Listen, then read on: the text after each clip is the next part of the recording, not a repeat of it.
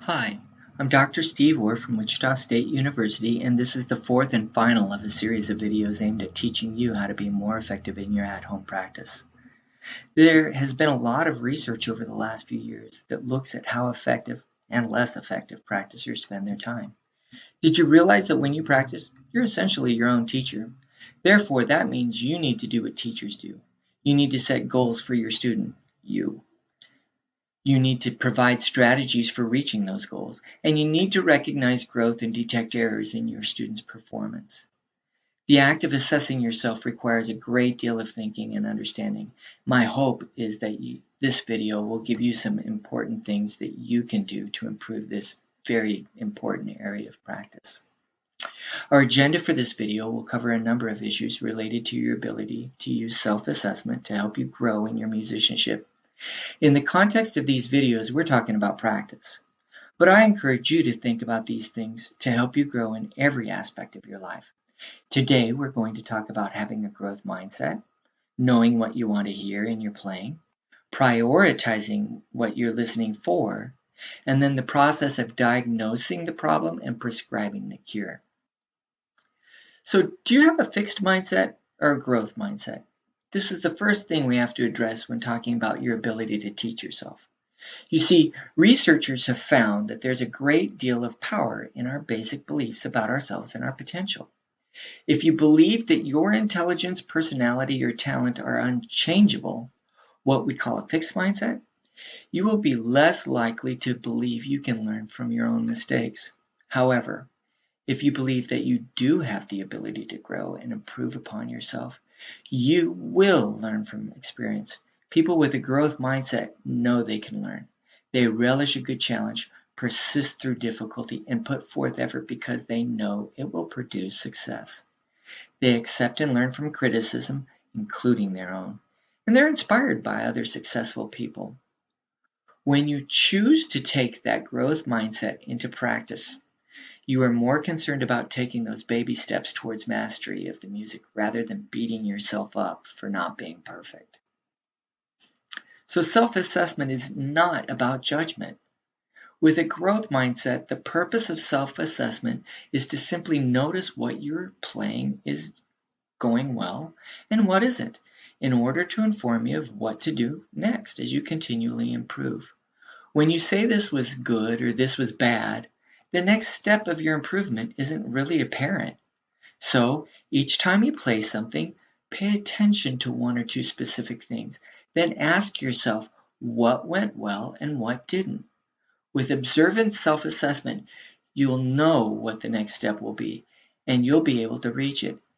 It's about making those baby steps towards mastery. But remember, the more picky you are, the more you're going to improve. Finding mistakes doesn't mean you're a bad musician or a bad person. Everyone has room to grow. So mistakes just mean that there is something you can improve on in preparation of this particular piece. Besides, the most wonderful players in the world are super picky with their own playing. Why shouldn't you be? So, what do you listen for when you try to assess yourself? Well, the first thing to listen for is the tune you're playing. Can you hear it in your head? We call that audiation. If you can't, then you'll be unable to assess yourself very well. It's important that you can audiate your music and audiate it while you're feeling the beat and the meter. The more accurate you can hear that music in your head, the better you'll be at self-assessment. If you can't audiate it, find ways to give you some help. Try counting one measure at a time, or singing the part. Or better yet, find a recording of the music on YouTube or Smart Music, or even the website of the music's publisher. The next thing to ask yourself is, what are you listening for? I found in my research that every student in my study listened to the rhythms and pitches first. That's what they wanted to make right. However, their ability to play with a consistent tone caused most of the problems. When you play with an inconsistent tone, the notes and rhythms don't matter because they won't come out in the tune or in time anyway. You need to prioritize the things you listen for. And when you focus on the higher priority things, many of the lower priority problems will take care of themselves. I tend to prioritize a steady characteristic tone above all. When that's okay, rhythm needs to be the next area of focus. Playing the right note at the wrong time is still a wrong note. Next comes note accuracy, and then proper articulation, style, and intonation. When all of these technical areas are working, it's much more easy for you to create the feelings that you want to express through the music, through dynamic contrast, and through changes to your tempo and tone. Remember, when you fix the high priority issues, the lower priority issues often take care of themselves. So when you play through an exercise or a spot in your music, go through the priority list and ask yourself if your tone was what you pictured in your head. Describe it. If it's not acceptable to you, think about what you can do to improve it and play it through again. Remember, repetition is important. If you're happy with your tone, then ask yourself about the rhythm and the tempo. Was it accurate? Was it steady? Don't ask yourself if it was good or bad. Describe it and think about what you can improve if it didn't meet your expectations. Do the same thing at each priority level, repeating the exercise or the piece multiple times until you're satisfied. Then celebrate because of the improvement you made, not because of the perfection, but because of your improvement. Finally, it's important to keep track of your progress for 3 reasons. First, on those days when you feel frustrated in your playing, you can look back at how far you've come. Or you can see what aspects of your playing you've been neglecting. Or you can see what you need to focus on next. I have 2 suggestions for you today. First, keep a practice diary. On the left-hand side of this table, you can write in all of the playing goals you have for the week or for the month. Then in each day, you just mark whether you practiced that thing and how well it went. I use a simple plus to mean that I could play it perfectly. I check if I improved and a minus if I didn't improve on it. I can also write in the tempo at which I could play the goal, or I can write which sections of the piece I worked on. At the bottom is a list of practice strategies that remind me of things I could do. Next, remember that just learning the notes and rhythms doesn't mean that you've reached your goal. I like to think of learning a piece in 5 stages. Level 1 or stage 1 is I can play the notes or I can play the rhythms, but don't ask me to do both.